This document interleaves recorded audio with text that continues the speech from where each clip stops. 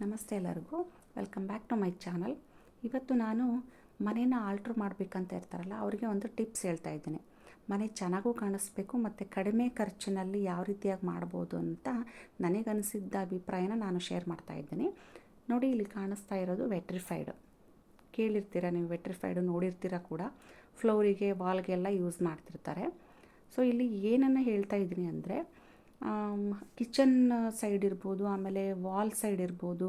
ಇಲ್ಲಿ ನೋಡಿ ಕಾಣಿಸ್ತಿದ್ದಲ್ಲ, ಈ ರೀತಿಯಾಗಿ ಎಂಟ್ರೆನ್ಸ್ ಬರಬೇಕಾದ್ರೆ ವುಡ್ ವರ್ಕ್ ಮಾಡಿಸಿರ್ತಾರೆ, ಕೆಲವರು ಗ್ರಾನೈಟ್ಸ್ ಹಾಕ್ಸಿರ್ತಾರೆ. ಸೊ ಅದೆಲ್ಲ ಜಾಸ್ತಿ ಇನ್ವೆಸ್ಟ್ಮೆಂಟ್ ಬೇಕಾಗುತ್ತೆ.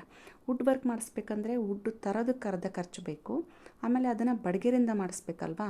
ಸೊ ಕಾರ್ಪೆಂಟ್ರ್ ಹತ್ರ ಅವರಿಗೆ ಕೂಡ ಇನ್ವೆಸ್ಟ್ಮೆಂಟ್ ಮಾಡಬೇಕು. ಅಷ್ಟೆಲ್ಲ ಅನುಕೂಲಗಳು ಇರಲ್ಲ ನಮಗೆ. ಕಡಿಮೆ ಖರ್ಚಿನಲ್ಲಿ ಏನು ಮಾಡ್ಬೋದು, ಮನೆಯೂ ಚೆನ್ನಾಗಿ ಕಾಣಬೇಕು ಅಂತ ಅನ್ನೋರು ಈ ಟಿಪ್ಸ್ನ ಯೂಸ್ ಮಾಡ್ಬೋದು.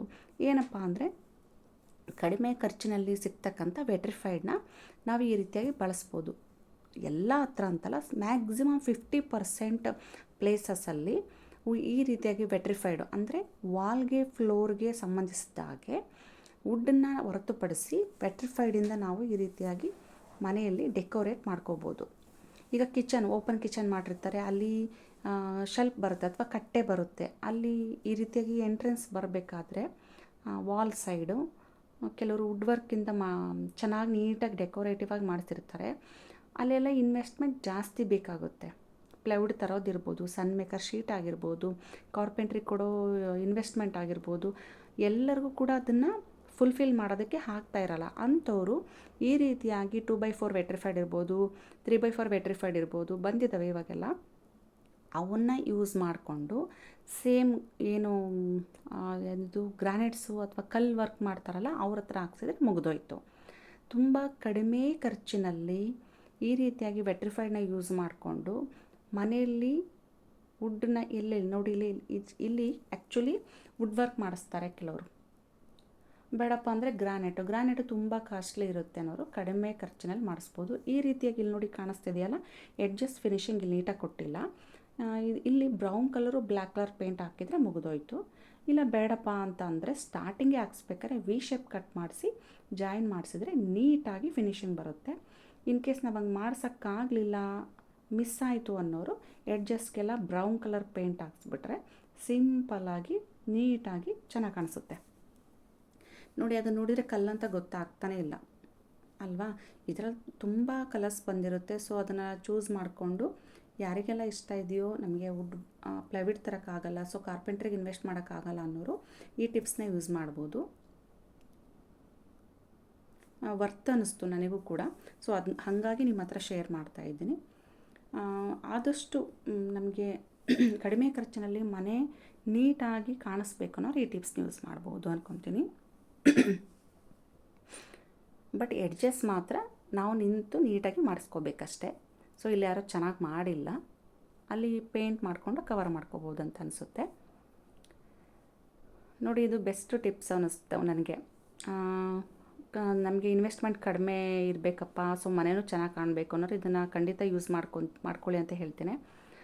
ತುಂಬ ಬೆನಿಫಿಟ್ ಇದೆ ಇದರಿಂದ. ಆಮೇಲೆ ಪ್ಲೈವುಡ್ ಮೇಲೆ ನೀರು ಬಿದ್ದಾಗ ನಾವು ಪದೇ ಪದೇ ಹಸಿ ನೀರಿಂದ ತೊಳೆಯೋಕ್ಕಾಗಲ್ಲ, ಒರೆಸೋಕ್ಕಾಗಲ್ಲ. ಅದು ಹಾಳಾಗುತ್ತೆ, ಕಟ್ಟಿಗೆ ಅಂದರೆ ವುಡ್ ಹಾಳಾಗುತ್ತೆ.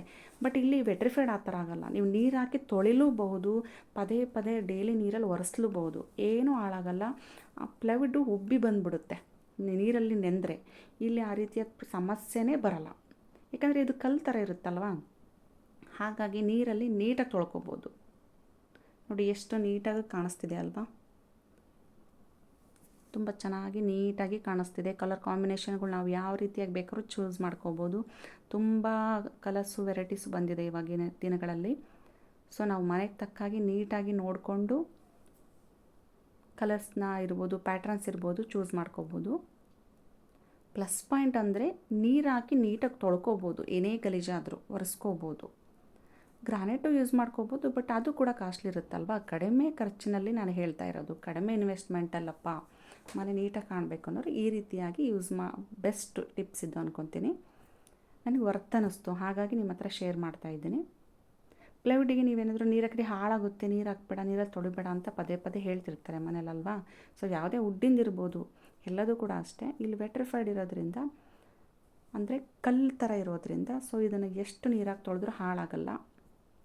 ಬ್ರಷ್ ಕೂಡ ಯೂಸ್ ಮಾಡ್ಬೋದು. ಆದರೆ ಫರ್ನಿಚರ್ಸ್ಗೆಲ್ಲ ನಾನು ಹೇಳ್ತಾ ಇಲ್ಲ, ವಾಲ್ಸು ಮತ್ತು ಫ್ಲೋರಲ್ಲಿ ಕೆಲವೊಂದು ಹತ್ರ ವುಡ್ ವರ್ಕ್ ಏನು ಮಾಡಿಸ್ತೀವಲ್ಲ ಅಲ್ಲಿ ಈ ವೆಟ್ರಿಫೈಡ್ ಯೂಸ್ ಮಾಡ್ಬೋದು ಅಂತ ಹೇಳ್ತಾ ಇದ್ದೀನಿ ಅಷ್ಟೇ. ಫರ್ನಿಚರ್ಸ್ ಎಲ್ಲ ಕಾಮನ್ಲಿ ವುಡ್ಡಿಂದೇ ಆಗುತ್ತೆ, ಬಟ್ ಅದೆಲ್ಲ ವೆಟ್ರಿಫೈಡ್ ಎಲ್ಲ ಯಾರೂ ಮಾಡಲ್ಲ. ಸೊ ನಾನು ಹೇಳ್ತಿರೋದು ವಾಲು ಮತ್ತು ಫ್ಲೋರಲ್ಲಿ ಎಲ್ಲೆಲ್ಲೆಲ್ಲ ಪ್ಲೈವುಡ್ ವರ್ಕ್ ಮಾಡಿಸ್ಬೇಕು ಅಂದ್ಕೊಂಡಿರ್ತಾರಲ್ಲ ಅವ್ರಿಗೆ ಹೇಳ್ತಾ ಇದ್ದೀನಿ ಅಷ್ಟೇ ಇದನ್ನು.